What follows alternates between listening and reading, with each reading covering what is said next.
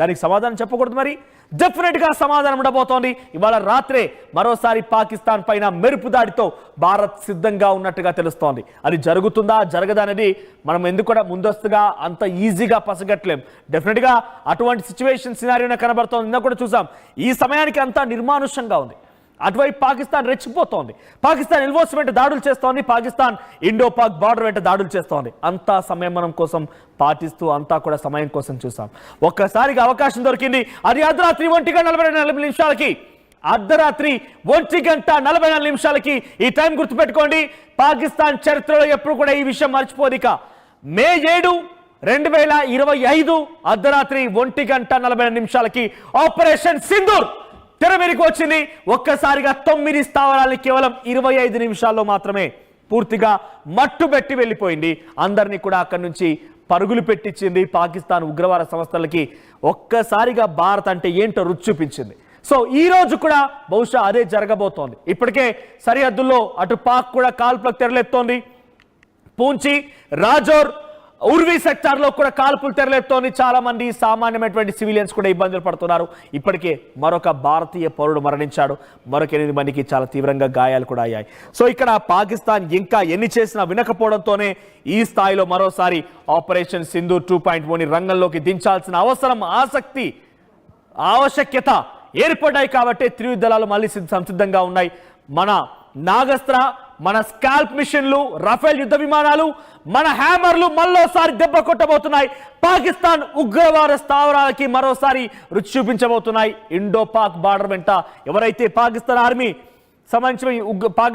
సంబంధించినటువంటి ఆఫీసర్లు అక్కడి నుంచి పాకిస్తాన్ ఆర్మీ పర్సనల్స్ దాడి చేస్తున్నారో ఆ మెషిన్స్ ని కూడా లాక్ చేయాలి కదా మరి ఆ స్థాయిలో జవాబు చెప్పాలంటే సాధారణంగా ఉంటుందా పాకిస్తాన్ పైన మరోసారి ఆపరేషన్ సింధూర్ 2.0 ప్రయోగించడం కోసం అంతా సిద్ధమైంది ఇది ట్రైలర్ మాత్రమే అని చెప్పి అభి పిక్చర్ బాకీ హై అంటూ కూడా ఆర్మీ ట్వీట్ చేస్తోంది ఆర్మీ మాజీ చీఫ్ మనోజ్ నర్వానే కూడా అదే ట్వీట్ చేశారు అభి పిక్చర్ బాకీ హై నేను మళ్ళీ చెప్తున్నాను operation Sindoor it's just a trailer it's just a teaser ఒక చిన్న గ్లిమ్స్ మాత్రమే సినిమా వచ్చే ముందు హీరో ఎంట్రీ ఇస్తారు చూడండి అటువంటి ఒక చిన్న గ్లిమ్స్ మాత్రమే అంతకు మించి దెబ్బ మీద దెబ్బ పాకిస్తాన్ ని చిత్తు చేయబోతోంది భారత్ ఎస్ మరిన్ని అప్డేట్స్ తో మా ప్రతినిధి రామ్దాస్ సిద్ధంగా ఉన్నారు రామ్దాస్ ఏంటి ఆపరేషన్ సింధూర్ 2.0 దీనికి భారత ఆర్మీ సంసిద్ధంగా ఉన్నట్టు తెలుస్తోంది భారత్ కూడా అన్ని రకాల ఏర్పాట్లు చేసింది ఈ రోజు రాత్రే అది జరగబోతున్నటువంటి ఒక పెద్ద ఎత్తున చర్చ కూడా జరిగింది ఎందుకంటే పాకిస్తాన్ జరిగిన తర్వాత కూడా ఏమాత్రం తగ్గకుండా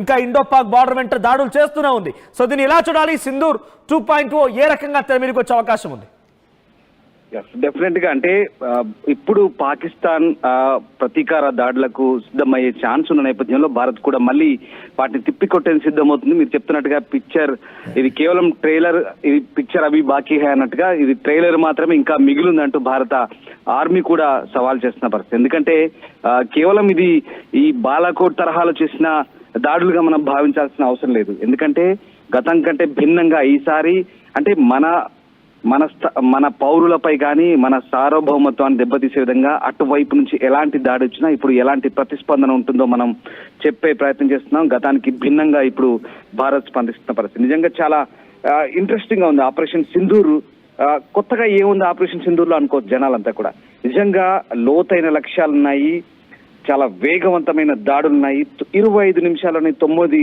దాడులు చేసి మనం రిటర్న్ కాగలిగాం అలాగే జీరో ఇంట్రూషన్ స్ట్రాటజీతో ఒక రకంగా మనం ఆ ప్రమాదాలను మన కొని తెచ్చుకునే ప్రమాదాలను నివారించగలిగి వెంటనే రిటర్న్ కాగలిగాం అంతే ఖచ్చితంగా ఈ ఆపరేషన్ చేశాం అంతే కులమానంతో కూడినటువంటి లక్ష్యాలను ఛేదించి మనం ఎలాంటి మన నష్టాలు లేకుండా సైనిక పరంగా మనకు ఎలాంటి లక్ష్యాలు లేకుండా ఛేదించగలిగాం సో ఇది సింధూర్ ఆపరేషన్ సంబంధించినటువంటి ప్రత్యేకతలు నిజంగా చాలా పకడ్బందీగా చేశారు అంతే పకడ్బందీగా జవాబుదారీగా కూడా మనం ఉన్నాం ప్రజలకు కూడా అటు ప్రపంచానికి కూడా తెలియజెప్పే ప్రయత్నం చేస్తాం సో ఆ రకంగా మొత్తం మీద భారతదేశం ఇప్పుడు ఆపరేషన్ 2.0 సింధూర్ 2.0కు సంబంధించినటువంటి చాలా ఖచ్చితమైనటువంటి స్ట్రాటజీతో ఉంది ఇప్పటికైతే దాదాపు ఈ అనధికారికంగా తీవ్రవాదులు ఎక్కువ మంది చనిపోయినట్టుగా తెలుస్తోంది సో ఆపరేషన్ సింధూర్ ఇంకా కొనసాగే అవకాశం భారత సైన్యం చెప్తుంది దీని వల్ల పాకిస్తాన్ పై పొంచి ఉన్న ప్రమాదం ఇంకా తప్పలేదనే విషయాన్ని మనం చెప్పకనే చెప్తున్నాం ఎందుకంటే ఆపరేషన్ సింధూర్ 2.0లో ఏదైనా జరగవచ్చు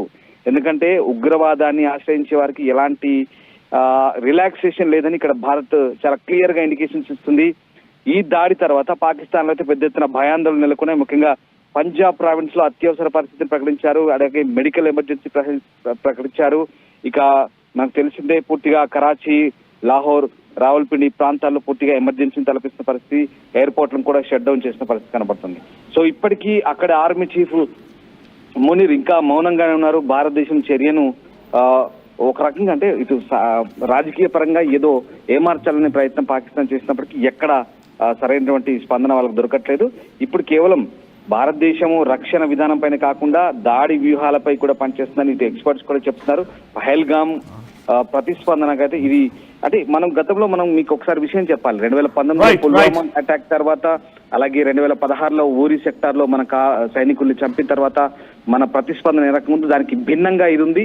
అండ్ 2.0 అంతకు మించి ఉంటుంది. డెఫినెట్ గా అంతకు మించి ఇంకా సమాధానం చెప్పే పరిస్థితి ఆసనమవుతుంది. ఒకవేళ పాకిస్తాన్ కనుక దీన్ని అడ్వాంటేజ్ గా తీసుకుని ఏదైనా దుస్సాహసానికి పాల్పడితే అంతకు మించిన ప్రతీకారం ఉంటుందని మా ఆర్మీ చెప్తుంది. చూడాలి ఇవాళ అంటే ఏదైనా ఖచ్చితంగా ప్రతీకార చర్యలు అటువైపు నుంచి ఉండే అవకాశం ఉంది. భారత్ త్రివిధ దళాలు సర్వసన్నద్ధంగా ఉన్నాయి. వాటిని తిప్పికొట్టేందుకు మన రాడార్లు ఎప్పటికప్పుడు నిశ్చితంగా గమనిస్తున్నాయి. మన గగనతలంలో, భూభాగంలో, అలాగే అటు నౌకా యానం కూడా ఎప్పటికప్పుడు గమనిస్తుంది. ఎటువైపు నుంచి శత్రు నుంచి ప్రమాదం పొందుతుందో తెలియదు. కాబట్టి అన్ని రకాలుగా మనం సంసిద్ధులుగా ఉన్నాం.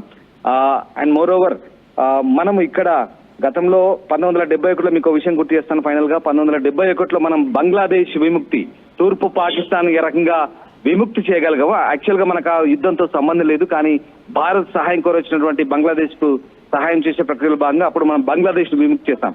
ఇప్పుడు 2.0లో నిజంగా మరొక అలాంటి చారిత్రాత్మక ప్రక్రియ కొనసాగబోతుందా అంటే అవునని అనిపిస్తుంది. ఇప్పుడు బలిచిస్తాన్ విముక్తిని కూడా భారత్ చేయబోతుందా అంటే అవునని అనిపిస్తుంది. అప్పుడు బంగ్లాదేశ్ కి ఎట్లయితే విముక్తి కల్పించామో ఇప్పుడు పాకిస్తాన్ కూడా 2 ముక్కలు చేసే ఛాన్స్ ఖచ్చితంగా కనిపిస్తుంది. సింధూర్ 2.0లో ఏం జరగబోతుందంటే ఖచ్చితంగా ఇదే జరగబోతుంది. పాకిస్తాన్ ప్రభుత్వంతో అక్కడ ప్రజలు ఏమాత్రం సంతోషంగా లేరు.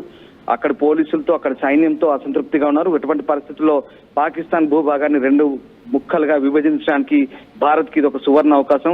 ఏదైనా భారతదేశం వైపు కన్నెత్తడానికి ధైర్యం చేస్తే భారత సైన్యంలోని ప్రతి సైనికుడు ఒక ఉగ్ర రూపాన్ని స్వీకరించే పరిస్థితి కనబడుతుంది. సో ఆ రకంగా బలూచిస్తాన్ పాకిస్తాన్ కు ఒక రకంగా వేరు చేయడమే మనకి ఇప్పుడున్నటువంటి ఖచ్చిత ప్రత్యామ్నాయ మార్గం. ఎందుకంటే బలూచిస్తాన్ వైపు నుంచి కూడా ఖచ్చితమైనటువంటి దాడులు కొనసాగుతున్నాయి. కాబట్టి నెక్స్ట్ జరగబోయే పరిణామం అది ఖచ్చితంగా. సో ఇదంతా కూడా దాయది పసిగడుతోంది. పైకి ఏదో ప్రగల్భాలు పలుకుతున్నప్పటికీ వాళ్ళకు లోపల భయం వాళ్ళ వెంటాడుతుంది. సో సింధూర్ 2.0లో ఏం జరగబోతుంది అనేది వేచి చూడాలి. Right, thank you Ramadas. మొత్తం మీద సింధూర్ 2.0 తెర మీదకి రాబోతోంది. ఎందుకంటే ఇక్కడ చూడండి, ఇక్కడ అఫీషియల్ గా ఈ రోజు మీడియా బ్రీఫింగ్ లో భాగంగా colonel Sofiya Qureshi, wing commander Vyomika Singh, అటు ఫారెన్ సెక్రటరీగా ఉన్నటువంటి విక్రమ్ మిశ్రీ, వీళ్ళందరూ కూడా చెప్పిన దాంట్లో ఇక్కడ ఈ పేర్లు చూడండి ఒకసారి, 21 పేర్లు ఉన్నాయి. సో ఇవన్నీ కూడా టెర్రర్ క్యాంప్స్. ఇక్కడ చూడండి క్యాంప్స్ కనబడుతోంది కదా, క్యాంప్స్, టెర్రర్ క్యాంప్స్ ఇవన్నీ కూడా ఏంటి? సవాయినాలా, సయద్ నా బిలాల్, మస్కరీ అక్సా, చలన్ బండి, అబ్దుల్లా బిన్ మసూద్ దులాయ్, గరాహి హబీబుల్లా, ఆ తర్వాత బట్రాసి, బాలాకోట్, ఓగి, బోయ్, సెన్సా, గుల్పూర్, కొట్లి, బరాలి, దుంగి, బర్నాలా, మెహమూనా, జోయా, సర్జల్, మురిడ్కే, భావల్పూర్, ఇవన్నీ కూడా 21 టెర్రర్ క్యాంప్స్. అంటే 21 చోట్ల స్థావరాలు ఏర్పాటు చేసుకొని వారంతా అక్కడ ఉగ్రవాద సంస్థలని ప్రేరేపిస్తూ ఉగ్రవాదాలని తయారు చేస్తున్నారు. సో ఇక్కడ మీకు కనిపిస్తుంది కదా, ఒకసారి ఇక్కడ మీకు కూడా చూపిస్తాను నేను. ఇక్కడ సుమారుగా 17 క్యాంప్స్ కేవలం POKలో ఉన్నాయి. ఇది అఫీషియల్ గా ఈ రోజు బ్రీఫింగ్ లో భాగంగా విడుదల చేసిన మ్యాప్ ఇది. సో ఇక్కడ చూడండి 1 2 3 4 5 6 మొత్తం కూడా 17 స్థావరాలు. సో 17 స్థావరాలు సుమారుగా ఇక్కడే కేవలం POKలోనే ఉన్నాయి. సుమారుగా 6 and 7 సుమారుగా 11 స్థావరాలు POKలోనే ఉన్నాయి. ఈ పింక్ కలర్ అంతా కూడా పాక్ ఆక్యుపైడ్ కశ్మీర్ గా ఉంది. LOC లైన్, LOC తర్వాత ఈ సుమారుగా 11 ఇక్కడే ఉన్నాయి. దీంట్లో నెక్స్ట్ ఒకసారి PCR ప్లే చేయండి. 5 స్థావరాలను ఇప్పటికే మట్టు పెట్టింది. POKలో 4 స్థావరాలు, పాక్ ఆక్యుపైడ్ కశ్మీర్ లో ఉన్నటువంటి 4 స్థావరాలని, అటు పంజాబ్ ప్రావిన్స్ లోని ఒక 5 స్థావరాలు, మొత్తం మీద 9 స్థావరాలు. ఇక్కడ చూడండి, ఇది పంజాబ్ ఆక్యుపైడ్ జమ్మూ కాశ్మీర్ లో 5 స్థావరాలు ఇక్కడ మట్టు పెట్టింది. సవాయినాలా ఈ రోజు అయినటువంటి ఆపరేషన్ సింధూర్ లో, తర్వాత ముజఫర్బాద్, సయ్యద్నా బిలాల్ ముజఫర్బాద్, గుల్పూర్, కోట్లీ, బర్నాలా, బింబీర్, అబ్బాస్ కోట్లీ. సో ఈ 5 స్థావరాలు కూడా పంజాబ్ ఆక్యుపైడ్ జమ్మూ కాశ్మీర్, పాకిస్తాన్ ఆక్యుపైడ్ జమ్మూ కాశ్మీర్ లో ఉన్నటువంటి ఈ ప్రాంతాలని ఈ రోజు ఆపరేషన్ సింధూర్ లో భాగంగా మట్టుపెట్టింది. అంటే ఇంకా పాక్ ఆక్యుపైడ్ కాశ్మీర్ లో ఎన్ని ఉన్నాయి?